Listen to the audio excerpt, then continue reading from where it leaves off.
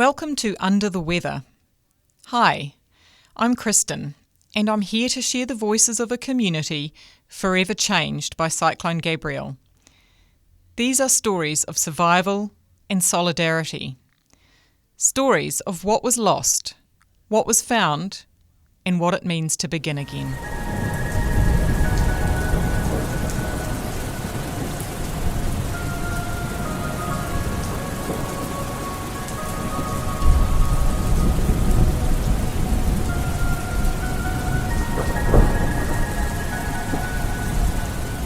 In the Dartmoor Valley, Sudley Farm sits unassuming on the northern banks of the Tutaekuri River. The land here and its people are no strangers to floods, particularly Sally and David Prins, who've farmed here for over 50 years.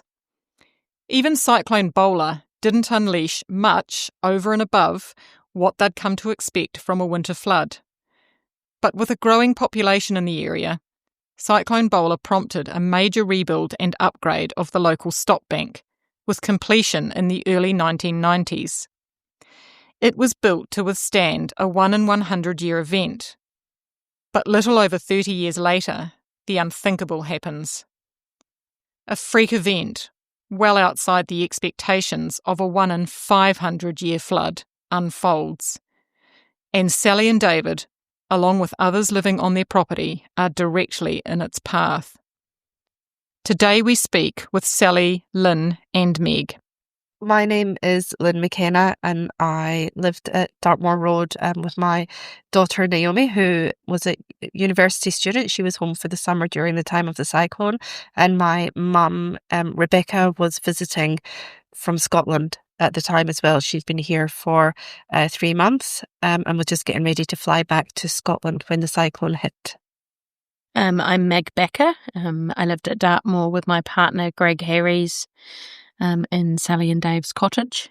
Yeah, hi, I'm Sally Prins. I lived at Poggytap, Dartmoor with my husband David and my son Michael. Just for a bit of context, Sally, what else can you tell us about the stop bank built in the early 90s? It was the Holt estate then that owned the farm then that put up big money to build the stop bank and things, and it did actually work. Money well spent by the sound of it. It certainly was. Okay. Yep. And so after that stop bank was built, was there ever any flooding in the valley again other than surface flooding? No, really only just surface flooding and things, nothing like that flood there. Before we talk about what happened on February 14th, 2023, is there anything that you want to mention about the weekend or the day before? So we had been, Sally and David and Michael and Mum and I had been at a wedding in Risington on the Saturday. And we'd been up, obviously, the pictures were taken at the bridge. And then on the Monday, I had been at work. I'm a teacher at Woodford House. And we'd had an emergency meeting the day before deciding on whether or not the school would be closed or whether it would remain open. And I remember coming home with one of my friends who I work with, who also lives in Dartmoor, discussing whether or not, whether the road was going to be open and whether the road might be flooded and that there might be a few trees down. But we certainly weren't expecting anything like what happened. No. I'd been to Palmy for work on the weekend, and Greg was working on the orchard. And then I was due to go to Gisborne for work on, I think it was the Monday. And then I'd postponed it because of the forecast. Mm-hmm. And then I'd scheduled it for the 14th to go up again. And woke up, obviously, and couldn't go. Sally, what do you recall? Just that it would been, raining a lot, but, we were used to that sort of rain. Yep. And then I can remember Lynn and Naomi and Rebecca were going to come over for tea the next night. Oh, okay. And I'd got the roast and everything out. And then Marie came over and she'd just finished work. Okay. And she said, about all the rain and that, and that she was going home to bake. And we just never thought another thing that, that might have been the last time we see. Can we start with you, Meg? Can you tell us about Greg being woken up just before 4 a.m. that morning? Well, I was fast asleep. And he woke up and had he felt there was water coming in, and so he woke me up and said, "There's water coming in," and I said, "Put a bucket out and go back to sleep." And then, how did he get your attention then? He got quite grumpy. Said, "Get up," and I swung my feet out of bed, and it was quite sloshy. Okay. And we joked about the fact that Sally would be stoked because we'd get new carpets. And then we went and let the dog out, and she lived in a crate in the living room at night, and she was sitting in her basket, and her basket was in the water, and she was just curled up. Okay. So we let her out, and then we grabbed the cat. One of us rang Dave and said that the place was flooding, and he was coming over to come and get us. So we grabbed our work laptops and put the cat and the dog in the cage, and Dave, he was coming over in the tractor, and we could see the lights of the tractor, so we knew he was close, and we were opening the door, and the lights in the house were flickering, and so Greg turned the electrical box off. Smart move. And just because at that point we just thought that we'd be coming back in a couple of hours, and we thought better salvage the fuse box if we could. And then Dave carried a couple of backpacks on his head, and then I carried the dog, and Greg carried the cat on his head, and we waded out the house. So. Dave had set out to get to you and Greg in his tractor, but that soon stopped because of the depth of the water that he had to get through. Yeah, the tractor got stuck. It was sort of armpit neck deep when we were walking out, but no current. It was just sitting. Sure. It was like a lake. David just directed us on where to walk. He knew the fence lines better and stuff like that, and we could still see the top of the vineyard, so we knew not to go too far that way. And we just walked along the drive and then got up to their place, and Sally had the kettle on ready for us. Mm-hmm. So, Sally, tell us what was going through your mind as David relayed to you that he'd had the phone call from Meg and Greg about their house flooding, and as he set off on the tractor to get them, what was going through your mind at that point? Well, probably not much, because we didn't have water near our house at that stage, and they were a lot lower than us. And I can remember when he came back with them, and they had all wet clothes and that on, and I said, "Oh, take your clothes off and I'll dry what I can in the dryer and put the jug on." And while they were doing that, David said to Greg, "Oh, we'll just go in the car shed and put a lot of stuff up top." By the time they did that, we had no power. So it was around about the same time that you sent a text to Lynn to say, "Sorry if you guys are asleep, but are you lot okay? David is getting Meg and Greg. Their house is flooded. Don't think you will have work." And that was at 4:31. Yeah, so I was, I think I was most concerned because of the high winds, and we had a gum tree outside, and I was worried that I wasn't worried about water in the slightest, but I was worried in case the gum tree came down. And I'd been a little bit restless, but the reason that I had woken up is because my cat Lizzie had been meowing and meowing and meowing. So I got up, and she's trotted through to the door that's near where her food dish is, so I fed her. And then I went back to bed. This would have been about 4:00, and then she kept meowing. So I fed her again, thinking she's a very large cat. I just thought she was really hungry at 4:00 in the morning. But I was already awake when Sally had messaged me at 4:30. At that stage, I went back outside to have a look, and I could see that there was a bit of a puddle at our back gate, which goes into the paddock, which often would have a puddle in it, and I just assumed it was a large puddle coming into the garden. So it was nothing new for that summer, really, was it? No. Yeah. And then, so that was within 15 minutes, the water was in the garden and was halfway up the ramp, which, goes onto our back porch. And at that stage, Naomi was sending Snapchats, saying, "Gosh, there's water everywhere." And the water just kept coming up. We were lifting things, and we were tying curtains up and thinking that, we'd try and save as much as we could. And then we saw in one corner of the lounge that it started to get really wet. And I shouted through, Mum was in the kitchen, and I shouted through to Mum saying, "The water's coming up." And the water just came straight up through the floorboards, through the carpet. And it was so fast. That was 15 minutes from it being only in the garden to it coming. And you could see it rising. Okay. Yeah. Very fast. Very fast. Yeah. When do you think you would have made your first 111 call? Well, we had initially gone into my bedroom, and the three of us with the dog and the cat, we all sat on the bed. Naomi had grabbed some chocolate, and essentials, and a loaf of bread for some reason. And we were there, and we thought, oh, we'll stay there until the water goes down. And that was fine for about 2 or 3 minutes until the bed started to float. So we immediately went into the kitchen after that.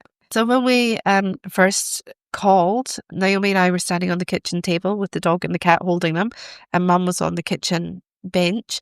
And I remember phoning, and when I eventually got through, they said that there was a slip on the Puketap Hill and that the fire service couldn't come through at the moment. And then we phoned back as the water kept getting higher and higher. We called back another couple of times to be told that no matter what happens, you stay inside with your windows and doors closed.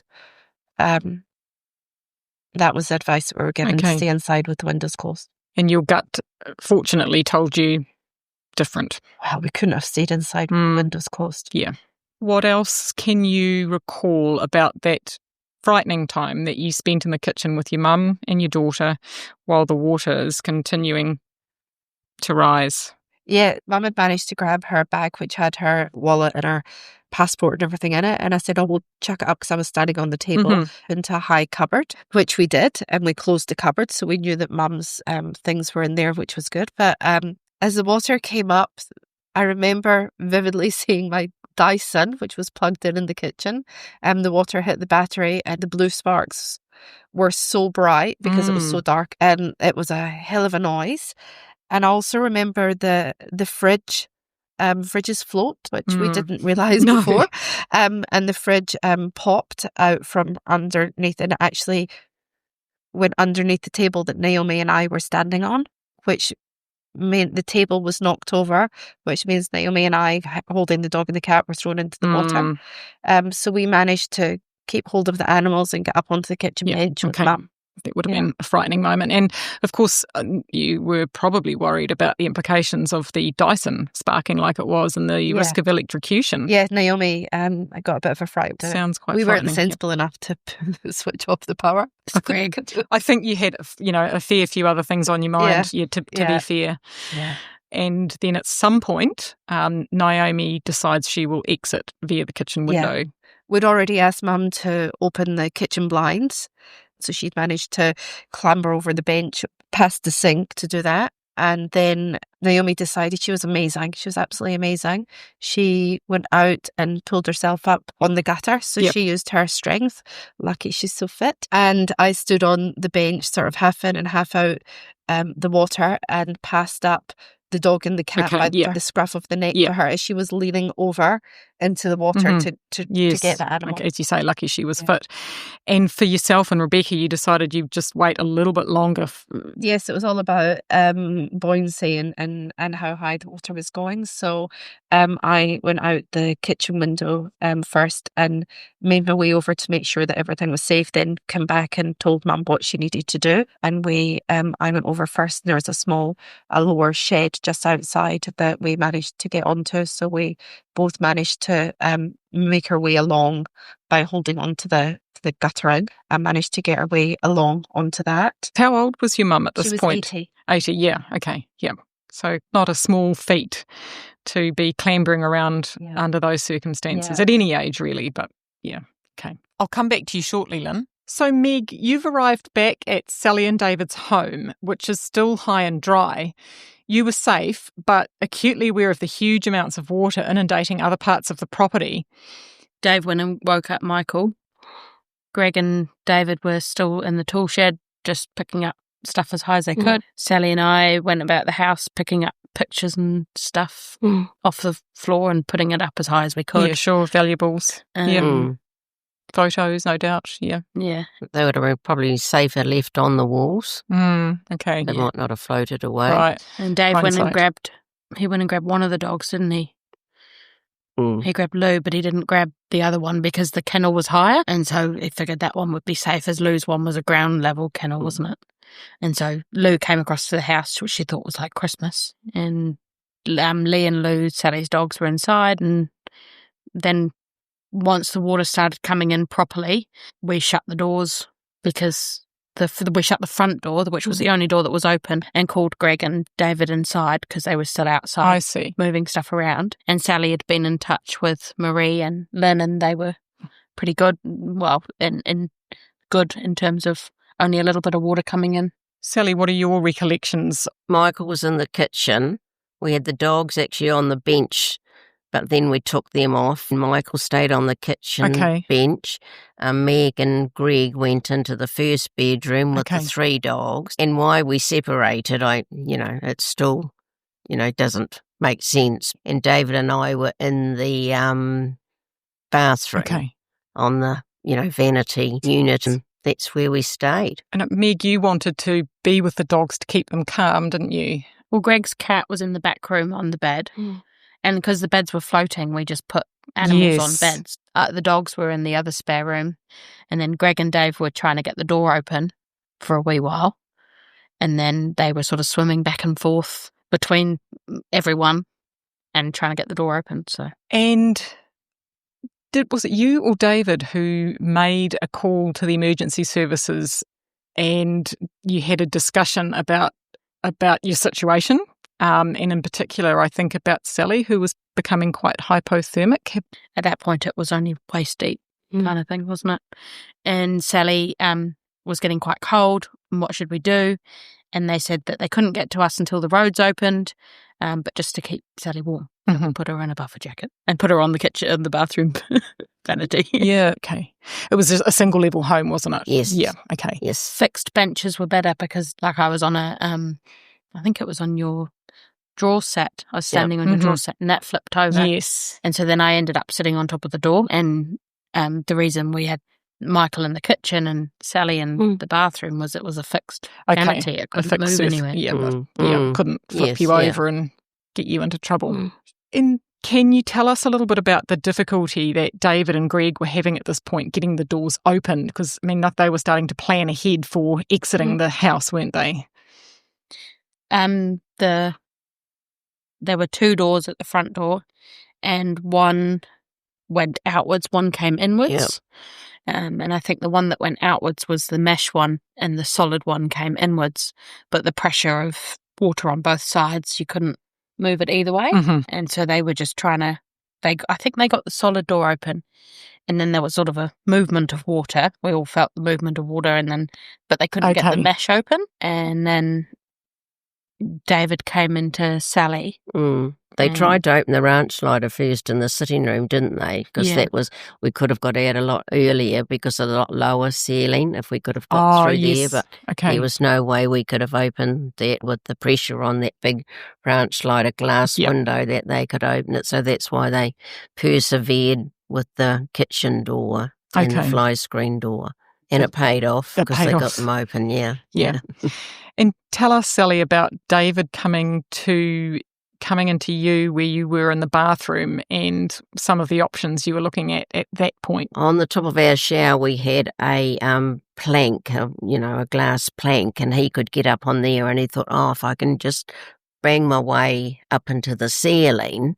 And so he did. He got a great big hole into the ceiling. And we thought, if we're up there, we're stuck up there. We've got nothing to get any further. So once you did the hole and looked up there, you thought, you could be stuck. Yeah. Could be stuck up there. The whole 4 of us or 5 of us could have been stuck in there. Yeah. I grabbed a chair. They had some chairs in the spare room, and I had Lou on my knee on the door, and I just had the chair in the other hand because I heard Dave smashing the roof, so I thought, I'll give it a go too. Okay. So I smashed a little hole. I felt a bit guilty because at that stage, I don't know why, but I thought this would be able to be retrieved. Yes. So what happened next for you, Meg, from that point? Oh, no, I heard Sally shout that she couldn't hear anyone. And at that point, Dave and Greg were still working on the door, and I got a little bit panicky because I wanted to go to Sally. But then I was shouting to Greg because I didn't want to leave the room and then upset the dogs because they couldn't get out. And then Greg came under the door and told me to shut up. Him and Dave had Sally and it was all good. And so I just sat there and then I was actually quite calm and just waited. And Greg had told me he'd come back. So when they were ready, they would come back. And so I just sat with the dogs, and my dog was running around Sally's bed. She had some teddies and they were floating in the water, and she was picking up the teddies and moving them back onto the bed. Bless her. Yeah. What happens next for you guys, Sally and Meg? I can remember, David and I still been in the bathroom, and then Greg coming in under the doors at that stage and saying to David, "We've got to go now." And David said, "We've just got to leave it a little bit longer because there's no way we could have pulled ourselves up onto our roof." So Greg was happy with that and obviously went back and told Meg. Okay. Well, within 2 minutes, Greg was back and starting to panic. And David thought, okay, right, you'll be fine. So they made a plan where Greg went out first because we had to swim underneath the doors. Once you got under the door, you could bring yourself back up and you still had a bit of breathing space. And then, so we had 3 doors to get under. And once you got to the 3rd door, which was the porch, there was no air at all. No air pocket in that room. So you had to take a big breath to get out there. So David and Greg made a plan. Greg went out first. I was next and Meg behind me when David was going last. So that's what happened, and Greg was out there, and so I swam out there, and there's Greg. So Greg was there to help me, push me up onto the roof, and then I can remember Meg coming out, and she said, "Is Sally out?" And I said, "Yes, I'm here." And then it was Michael, and then it was David. And David took a long time to get out, because he was feeling along the walls and he knew he was on the wrong spot. He came out eventually, didn't he? Yeah, his hand came out and Greg grabbed it. Yeah, because he was feeling more to make sure that we had got out because it was such a big wide porch. And he knew once he felt the outside toilet window that he was right if he carried on. Right. So then we all just got up onto the roof. Yeah, David had been a diver in the past. He was used to being in, he sort of said dirty water, and of course it was very dirty water and also pitch black and so frightening for all of you. And it was actually really, really oily because I'd had a deep fryer and all our oils and all the stuff that had been floating in, because you were just covered in oil from, you were quite slippery. Okay, so you're all out. Tell us about getting up onto the roof.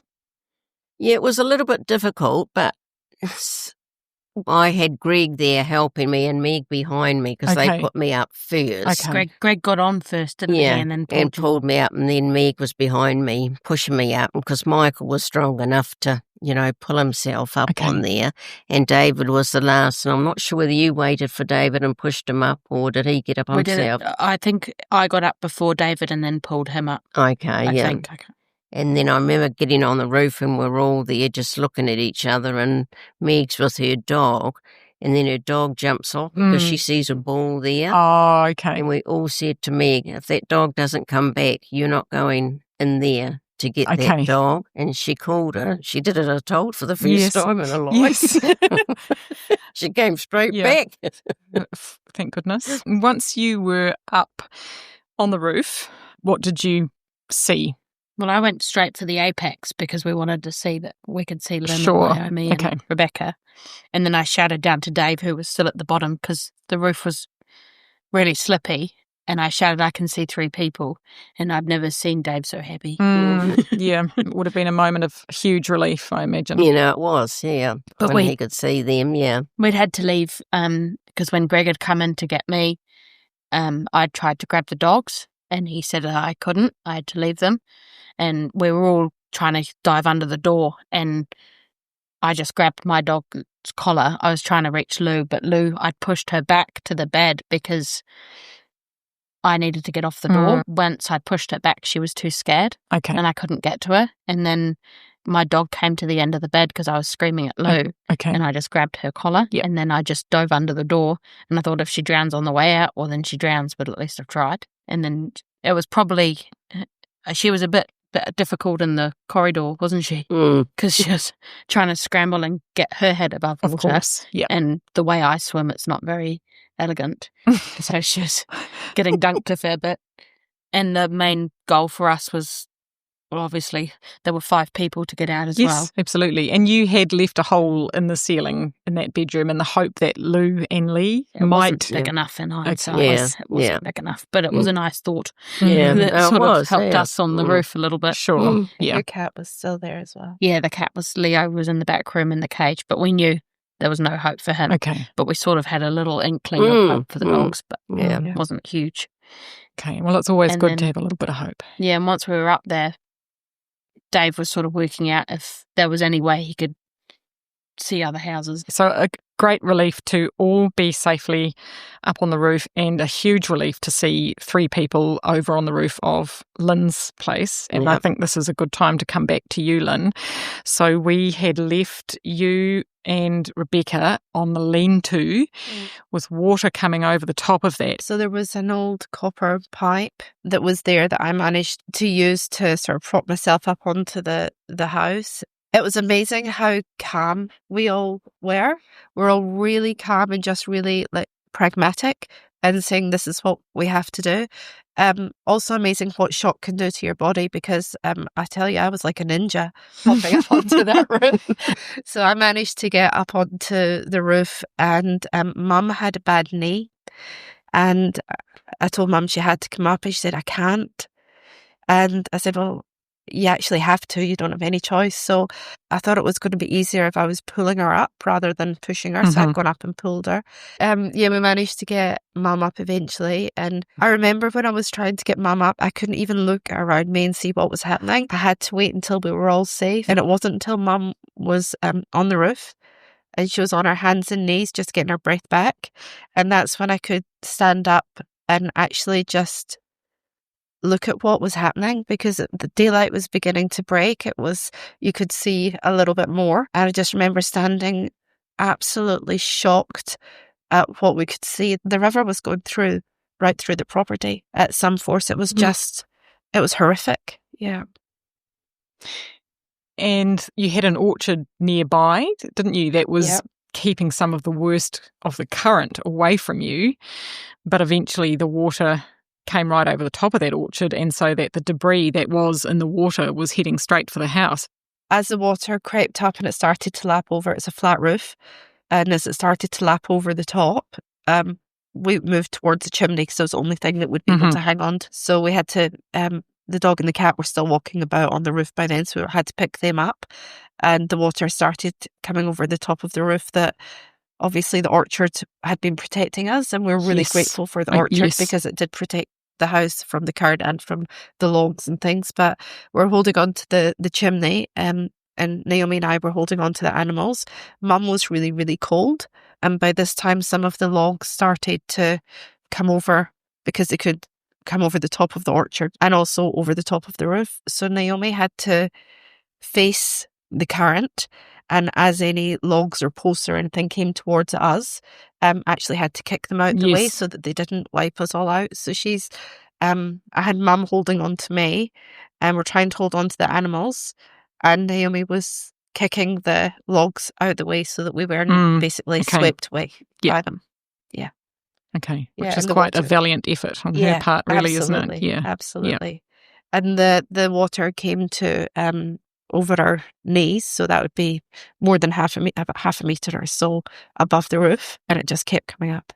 That was at the point that we had to come up with a plan about what to do next, because I thought the house might have been swept away from underneath us. So we had a bit of a plan around when the house goes, this is what we have to do. And I didn't think we were going to make it. What else did you see or hear while you were up on that roof? The house was only not even 100 metres away from Dartmoor Road, so we could see vehicles going past, we saw buildings going past, we saw massive trees, not just logging, but trees and roots. One of the sheds in our garden got swept away, and as it got swept away, a little rat popped out from underneath it, the one that we'd been trying to catch for ages, so that probably survived. We saw horses on the stop bank, which was not quite covered by water by that point. Big water containers, big plastic containers. We actually saw, I'm sure we saw a container at some point as well. Yeah, it was just everything. Unbelievable. And actually, can we just come back to you briefly, Sally and Meg? Tell us about when you first saw or heard a helicopter in the area. I think it was over the river, wasn't it? And you said to David, I can hear a helicopter, they're coming. Yeah. But and then nothing came for a long time, though, did it? No. Yeah. I remember thinking I could hear the helicopters as well, and Naomi saying, I can't hear anything, don't say that, Mum. And really thinking that I was either imagining things or getting everyone's hopes up. Okay, you could definitely hear them hovering on the other side of the river. Yeah. Yep. It was quite early. It felt early compared to how much longer we were up there. Okay. First chopper that came down the valley was Cam Taylor's, and it went across the road first. Went up to the tucks. Went up to the tucks first. Yeah. And they had 4 kids, so it was really important. And they were in the bulk of the current. That's right. And then it came back and tried to land on Sally and Dave's roof. And we were having some trouble getting it down because of the boiler pipe. Big water pipe. And Dave didn't want it to come to us because his biggest fear right through, all of our biggest fears right through had been that we were on at least an apex roof. They were on a flat roof. Yes. And we really wanted to get them off that roof. Yeah, that's right, of course. So he was able to direct Jeff Keeley, who was the pilot, and Cam Taylor, who was the crewman. So please go over, and the engineer in the family understood the hand signals from Cam and Jeff about flattening the plumbing and TV infrastructure on the roof so that they could safely approach. And of course, an actual landing on the roof wasn't going to be possible because it would have caused the house to collapse. So Jeff hovered. Please share with us what you remember of the rescue. Yeah, so there was signals coming out the roof, and Naomi was the one who could work out what was happening. So she went over and just snapped the water spout. And then Cam got out, and we made sure that Mum was first in. Mum was really cold by then, and they helped Mum into the helicopter. She was put on one side, and then Naomi went in.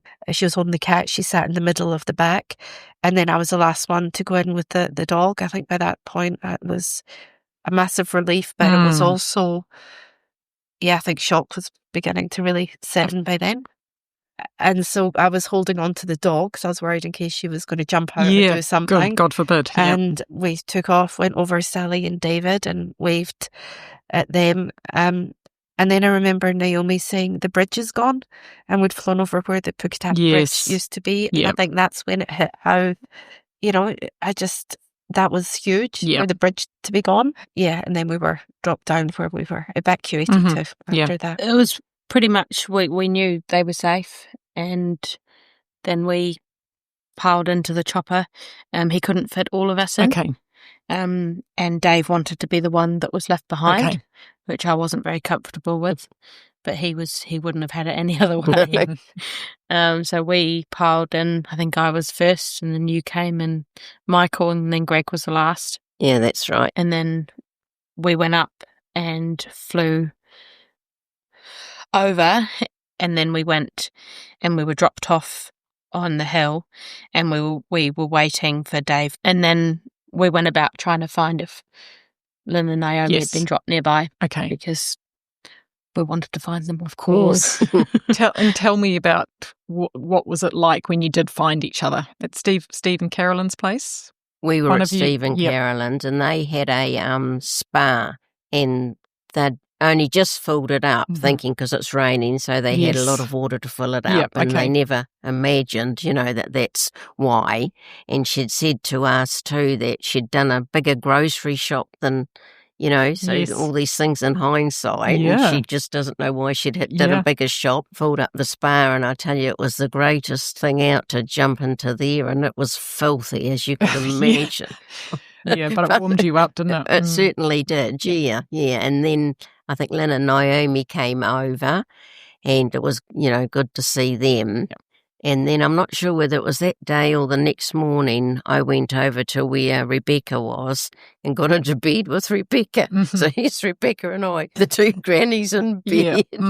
Having a cry. Which was nice. It was really nice, And the people we got choppered off to were just, you couldn't fault them. They were just, open arms. And yeah, sounds like they were just amazing. They And were. that was on the hill by the Puketapu pub, wasn't it? Yeah, Yep. okay, all right. Steve and Carolyn, Okay. They made us, well, there were quite a few of us at their house. There was lots of us at their And, house, And they made us butter chicken, and they owned Lickbus and Napier. Oh, really? So we got a lot of ice cream because they said otherwise it's going to go off. Okay. But just made you so welcome, like. We were rescued to Sarah McGill's place. Is it a neighbouring property? So on the same hill, but Yes. a different house. She just was so wonderful and kind and couldn't do enough for all of us. By the time we got there, Mum was in shock, and my priority was to make sure that Mum was okay. Yeah. And she came right once she had some soup and managed to warm up. She was just really, really cold. Steve and Carolyn's kids are all runners, and so they had a pile of shoes in the garage that they'd been planning on taking to the op shop because they were expired running shoes. Okay. And so we all came away with a pair of sneakers. Okay. Steve was incredible in making sure, so he got the names of everyone who was with all of the houses in their little hill, and no one else thought to do that, and I thought that was pretty impressive. Yes. And my sister in Scotland actually had seen that as well. Facebook actually did come into its own, didn't it? But yeah, you did have to kind of be making those some of those communications via people who were not in Hawke's Bay. And I managed to use the phone from one of the other people that was in the house, and I had made a call down to a family friend, a good friend of ours, Nikki, and Nikki was really cheery on the phone, and she just lived in Turdale on Puketapu Road and had no idea that any of this had happened. And I had to say, you need to listen, this is what you need to do. I asked her to contact Nigel, Sally's and David's other son, and my sister in Scotland, and a friend of Naomi's. She hadn't realised even that close, just over the hill, and they didn't know what was going on. Yeah. But yet people in other parts of the world knew, didn't they?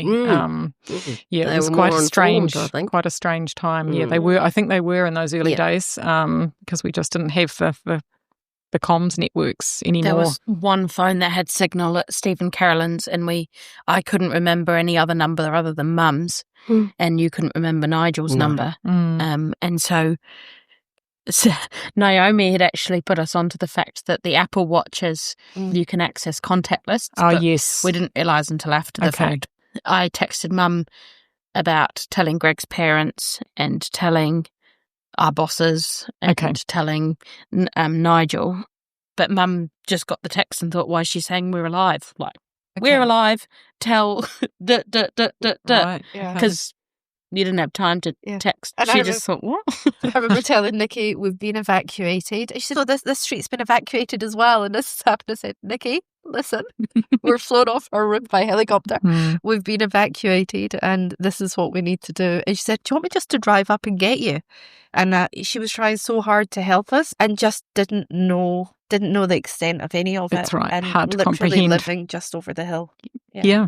One of the very common themes that I've noticed across all the interviews is real amazement at the fact that there wasn't more loss of life. To turn up in Dartmoor, I would suggest the day of or the day after, you would certainly have expected the fatality rate to be a lot higher than it was. I find it so hard to believe even now that so many families have been through similar or worse situations and still managed to get out. And there's a lot of worse situations. Some of the stories I've heard is like you think what we went through was unimaginable. You look at theirs and you think, God, we went through nothing. I don't know if it was nothing. Yeah. So I think that, looking back on it, we're very lucky that there wasn't more people who perished. And it's very sad, devastating, the number who did. But I truly believe that it could have been a lot worse. Yeah, I believe that too. It could have been. Yeah. And it could have been us. Especially with being told from the civil defence, stay in, shut your doors and shut your windows. Well, if everybody had done that, there's no way, you would have... There would have been more loss of life. You would have all been lost, if your gut feeling didn't tell you, well, no, that's not right.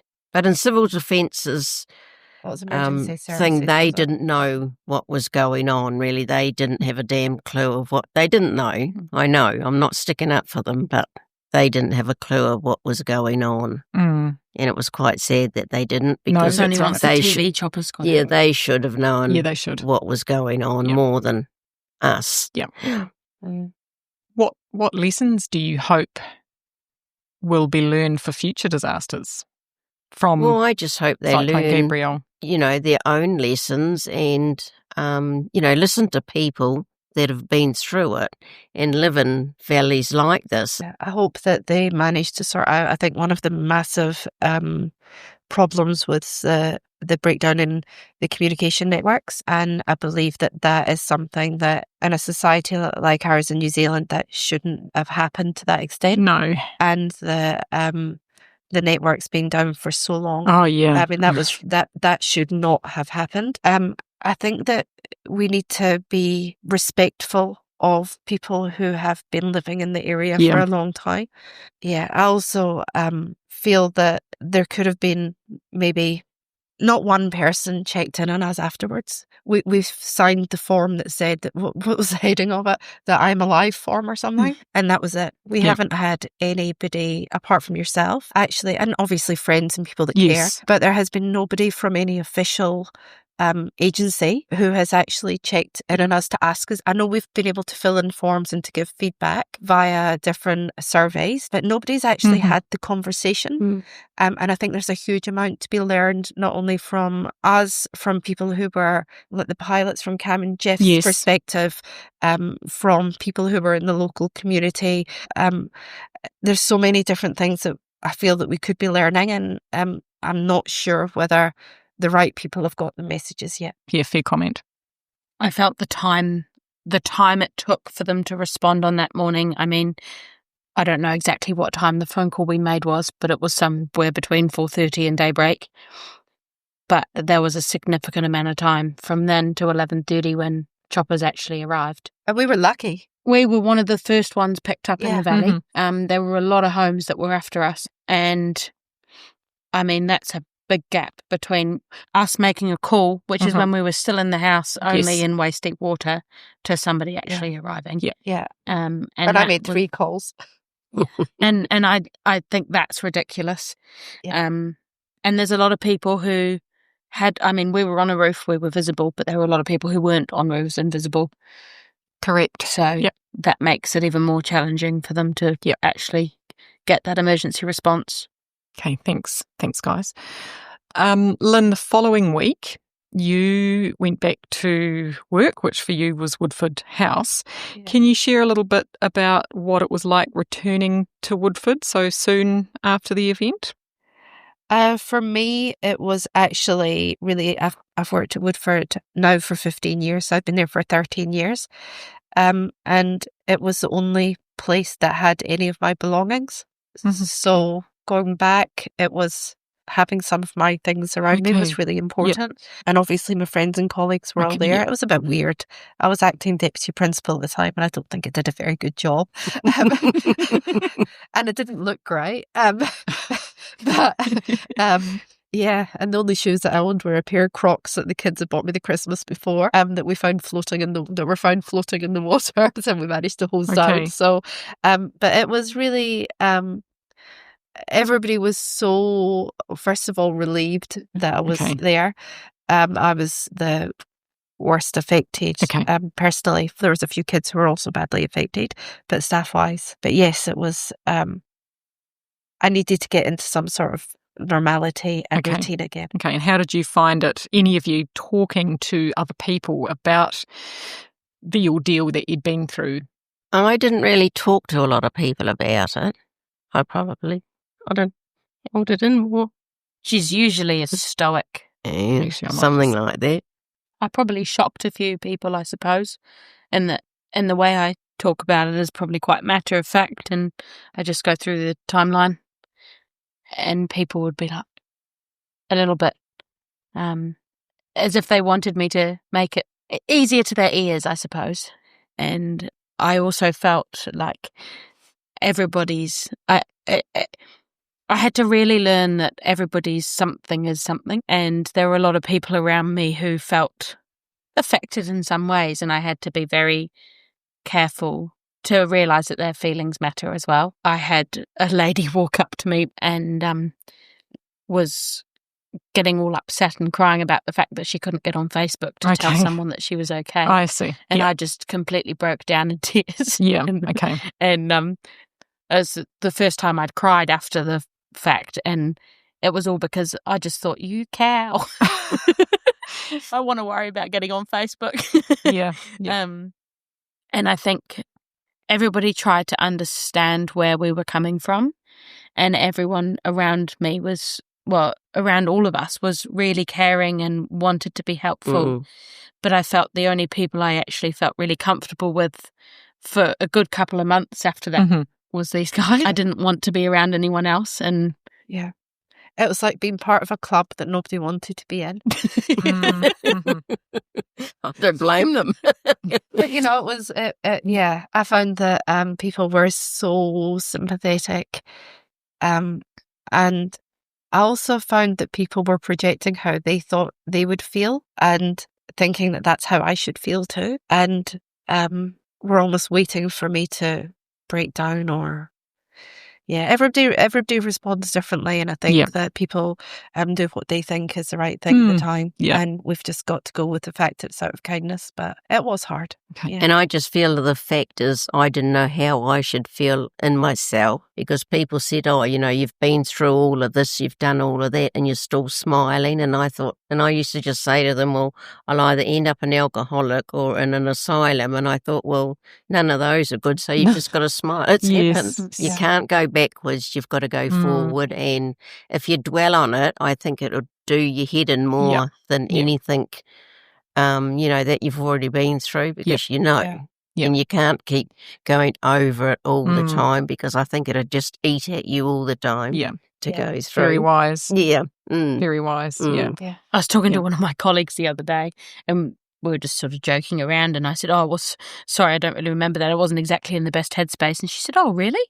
And everyone around you knew you weren't quite performing, but they just sort of rallied around you and helped you not perform. Sure. And I think it was possibly really hard for people like Mum and Naomi. They were, talk about strong. Mum's passport was still working. She left on the Friday. She was already flying out, and her flight was still going ahead. So we'd been at the airport the day before just to make sure her passport was still scanning. Yeah. And she left wearing someone else's clothes with absolutely nothing, but she'd found her wallet with her card in it. So she had a credit card, she had someone else's clothes on, and she had her passport. So she flew up to Auckland, and family friends had met her there and took her to Farmers to get some new clothes, and then got on the plane and then sat back. And it must have been the most surreal flight home, sitting and having a glass of champagne and on the plane with no luggage, and after being through what she'd been through.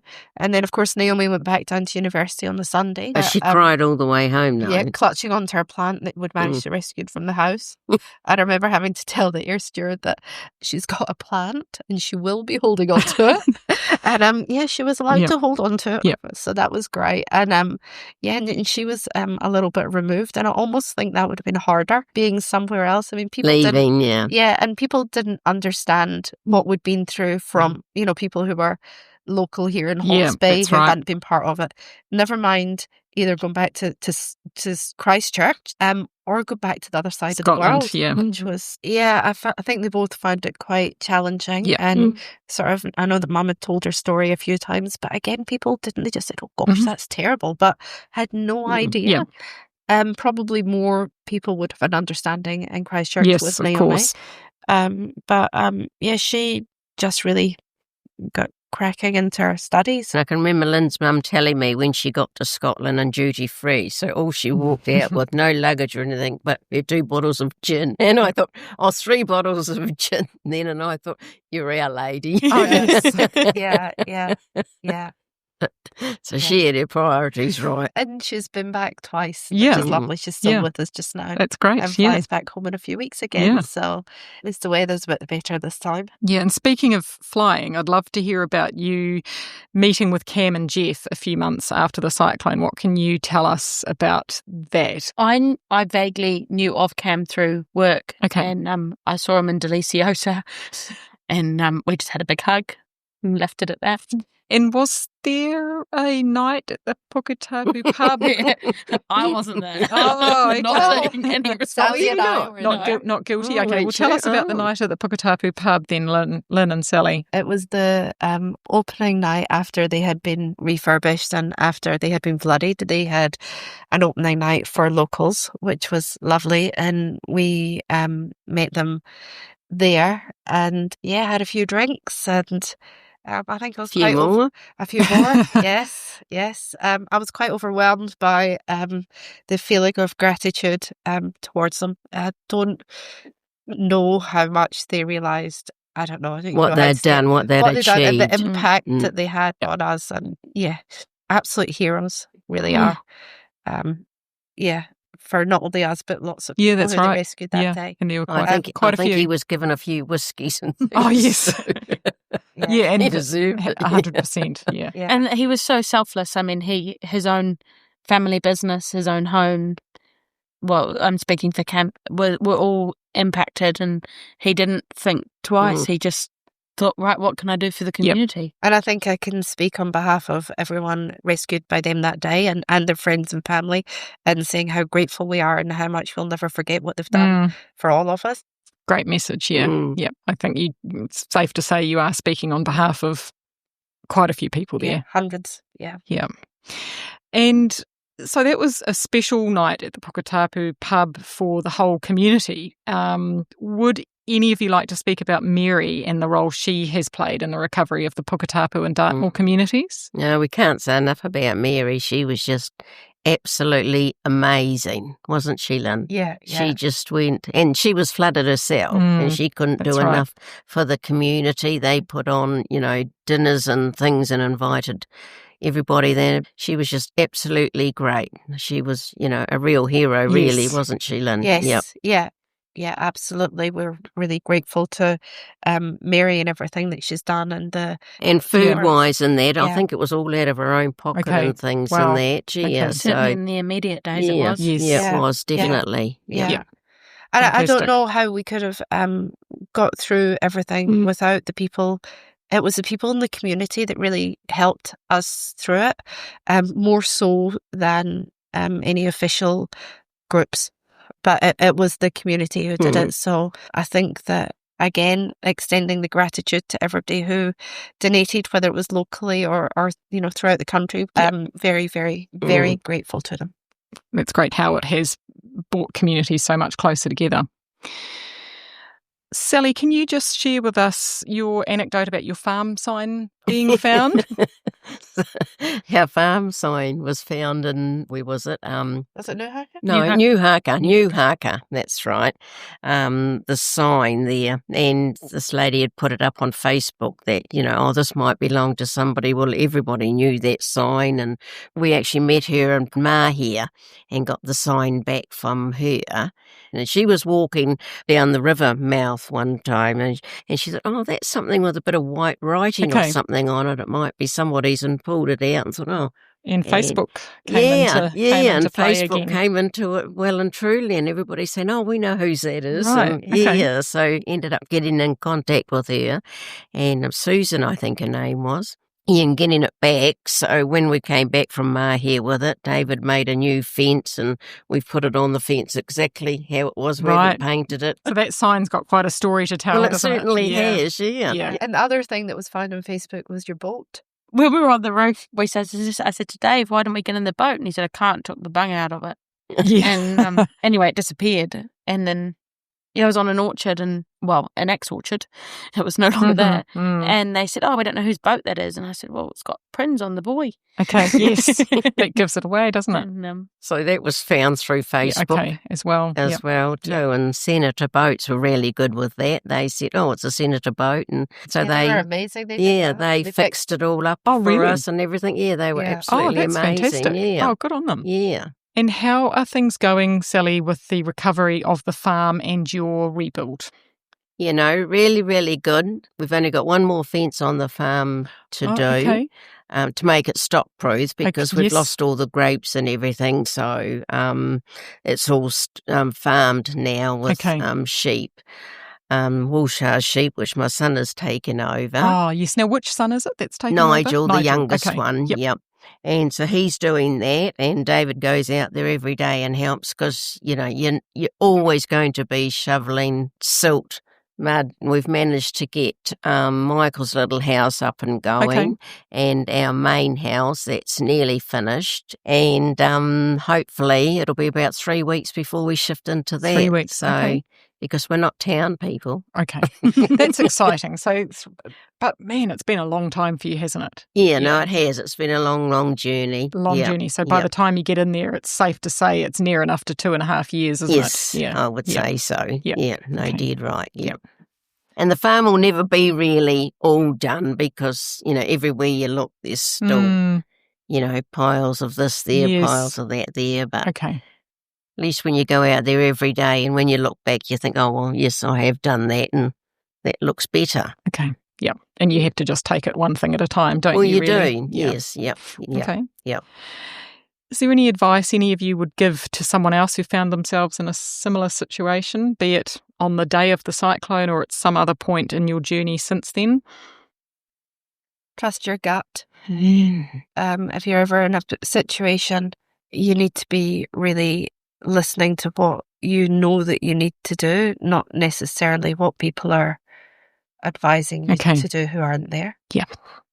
And have a bit of a plan in your head of what you think you've got to do. Yeah. Yeah. I don't think anything will ever prepare anyone. And I was somebody who had an emergency kit that was ready in the garage. It ain't been the garage. Yeah. I'm sort of a bit of a planner, but nothing would have prepared you for that. Yeah. Belongings are just that. It's the people that you're with, and you got to make sure everyone's out safe, and you got to do what you've got to do. But well, that sort of stuff is trivia, really. It's you've got your life, and you stand there and think, well, gosh, I've got out of this, but I've got nothing. But it doesn't matter. We've got our lives. Yeah. The most important thing that we got out was our family. That's right. Yeah, and we're really lucky and really grateful. And I think it sort of spins a new perspective on how you look at things. A good thing to go out shopping and buy new clothes. When the insurance comes through. Yeah. Nice reflections. Get insured if you're not. Get insured if you're not. Yeah, no, that'd be a good It's my biggest piece of advice. Make sure you're properly insured. Insured, that's the thing, isn't it? Yes. Would you like to share that little anecdote about the conversation you had with Sally and David on the roof, Meg? Sally had given me a coffee and I drank it. I remember drinking it. It was good coffee. Did a good job. And I'd woken up and not had a chance to go to the bathroom because the toilet was already Googling. And so I peed in Sally and Dave's kitchen. But when we were on the roof, we were talking about it, and I said not many people can say that they've pissed in their landlord's kitchen. Dave quite liked that. Yeah. He said it's all right, Meg, so did I. I love that. Yeah, that's quite a funny anecdote. Are there any other reflections you'd like to share before we wrap up? On friends that we all stayed with after being dropped at the hill, they were, like we stayed with Heather and Butch for, it would have been 2 months, and that was 3 of us invading their space, and they were just absolutely marvellous. And, till we could find our own place to go to. So my bosses were incredible. They, we stayed with Mum temporarily, and then we went. The moment the bridges opened, we went across to Greg's parents because they had a little bit more space, and they were going away. And we wanted, when they came back from holiday, we knew we wanted to be in our own space. My bosses offered us the OSPAR offices to live in for free. Okay. And then they had a rental that was coming up that was emptying, and they opened that up for us. Wonderful. And they were amazing. I'm still wearing most of their clothes.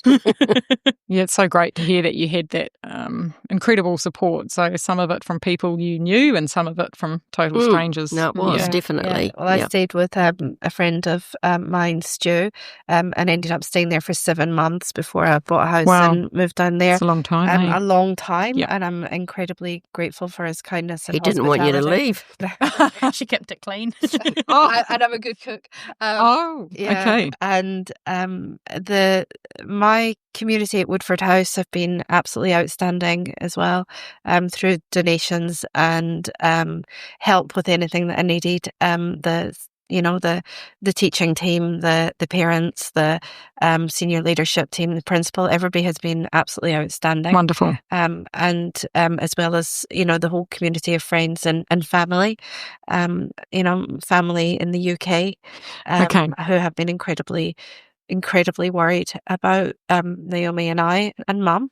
So yes, it's quite a humbling experience to see how much people care. Well, to have good friends in that around you and like, strangers that you didn't know that just, bringing you stuff and just, it was quite mind-boggling really. And all these charities and that gave to you and things. It was just, this big new family. Yeah. Yes. And I think from being in a position where, we'd like to think that we were comfortable enough to be getting on with our own lives and didn't need to ask for anything from other people, and then to be on the other side of that where we had absolutely nothing. Yeah. And the gratitude towards people who were donating and helping and doing everything that they could. Yeah. We actually moved into our house on February the 14th. Right. We weren't sure if we were going to be able to get the place. And they came back to us and said, settlement date's changed. It's now February the 14th. Okay. I said to Greg, it's got to be. Yeah. It's got to happen, surely, with that day. Okay, that was kind of like closing the loop, really, wasn't Yeah, it? it was, yes. Yeah. Okay. All right, ladies, thanks for being here today and sharing your perspectives and everything that you've been through. Thank you. Thank you. Cheers with a gin. Cheers to you too, Sally. And thank you all for sharing your remarkable story of survival. I can't begin to imagine the shock of plunging my feet into ankle-deep water as I woke to flooding. I can't fathom the horror of clinging to a chimney with my mother and daughter as the roof disappeared beneath raging water. And I can't comprehend the desperation of swimming through my home to escape before the river swallowed the last pockets of air. The river came, fast, fierce and unforgiving. It took your homes, but not your hope. In the face of fear and loss, you found strength in each other. You and your families are not just survivors, you're a living testimony to courage and resilience. I would like to dedicate this episode with Sally, Lynn and Meg to Marie Green.